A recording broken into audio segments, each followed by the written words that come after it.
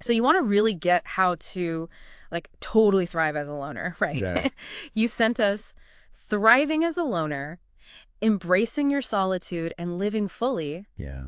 We're going to take a deep dive into this and really pull out those essential ideas that can help you make the most of being alone, actually turning it into a really fulfilling experience. And I think what's interesting is how the source like flips the script. Yeah. Like we usually think about solitude as, something that we have to overcome. This actually presents it as a really fertile ground for growth and a unique path to, really being content. Yeah, that's so true. And it challenges that idea that constant social engagement is the only way to happiness. For sure, for sure. And I love how it starts right off the bat with embracing your authentic self. Yeah. When all of that noise of constant social interaction just kind of fades away, you get this incredible chance to really tune into who you are and what really resonates with you without all those external influences.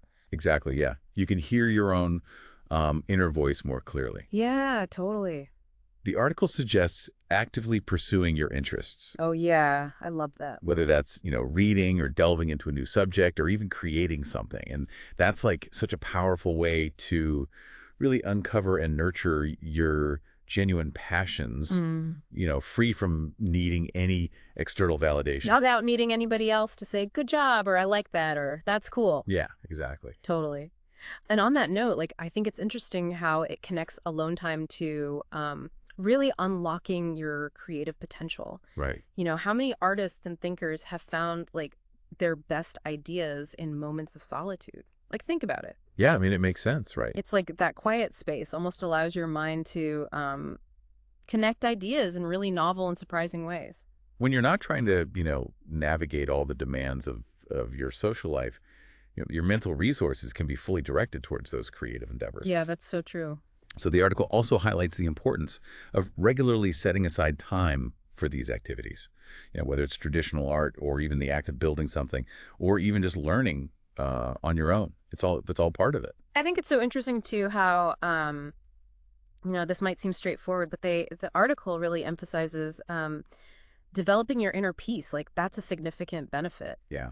Solitude offers a unique opportunity to just be present with yourself, Yeah. to be mindful, and that quiet time becomes crucial for finding that center. Yeah, I think especially in a world that feels so incredibly noisy and overwhelming, solitude can be a real sanctuary for cultivating that inner calm. Practices like meditation, journaling, or even just taking quiet walks, those become ways to strengthen that connection with yourself. Totally, totally. And then the article, shifts gears and talks about this idea of actively pursuing personal growth. And it stresses that this is ultimately a journey that you undertake for yourself, driven by, your desire to evolve without needing anyone else to say, yeah, you can do it. It's that self-directed, nature of this development. And solitude really fosters a strong sense of personal responsibility. Yeah. And it allows you to define what success looks like to you. Yeah, yeah. And it goes on to say, set your own goals, track your progress, and celebrate those milestones. And it's all on your terms, which is pretty awesome. It taps into that intrinsic motivation that comes from within. Exactly. And then it talks about how that independence kind of leads into strengthening self-reliance. Like, when you're navigating life on your own, you naturally develop more skills and become more resilient. Right. Learning those essential skills like cooking, managing your finances, tackling everyday challenges all on your own, those all contribute to feeling really capable. And it's so vital, right? Like, the more you learn to rely on your own abilities, the more confident and empowered you become. And it's about building that solid foundation of practical competence that allows you to navigate the world with more autonomy. Yeah, for sure. For sure. And then it gets into, this is a pretty crucial point, and I think it might surprise some people, but thriving as a loner doesn't mean that you become totally isolated. Right. It's not about that at all. The article really highlights the importance of cultivating meaningful connections, but on your own terms.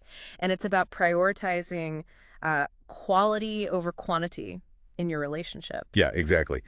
Be intentional in your social interactions. Absolutely. And focusing on those people who truly understand and respect your need for alone time. I think it's fascinating, like the recognition that even people who deeply value solitude, they still need genuine human connection. They still want it. They still crave They it. still want it. Yeah. It's about nurturing those relationships with people who are understanding and respectful of your boundaries. Exactly, yeah.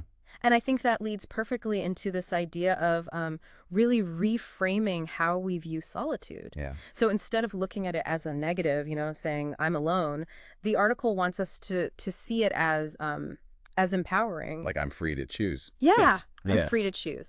That shift in perspective, I think, is really transformative. It changes that feeling of deprivation to a state of agency. Yeah. And it's about recognizing the freedom and autonomy that comes with choosing, consciously choosing to spend time with yourself. Totally. I mean, it really boils down to, this whole deep dive looking into the source. It shows us that solitude, when it's approached with intention, can be a really powerful source of strength and deep fulfillment. Yeah. And it's about embracing your true self, nurturing that creativity, finding that inner stillness, growing as an individual, becoming self-sufficient, and connecting with people in ways that genuinely nourish you. I think if we look at like the bigger picture of overall well-being, understanding and embracing your natural inclination towards solitude can lead to like a much more authentic life and a much more satisfying life. It's not about shunning connection. It's just about prioritizing your needs. Defining it on your terms. Yeah. So for you, the listener, think about what resonates the most with you. Is it that deeper connection with your own authenticity? Is it building a stronger sense of self-reliance? How can you cultivate this in your life to get greater fulfillment? Yeah, something worth considering. It really is. Yeah. Awesome. Thanks for joining us for this deep dive. Yeah, it was fun. Appreciate it.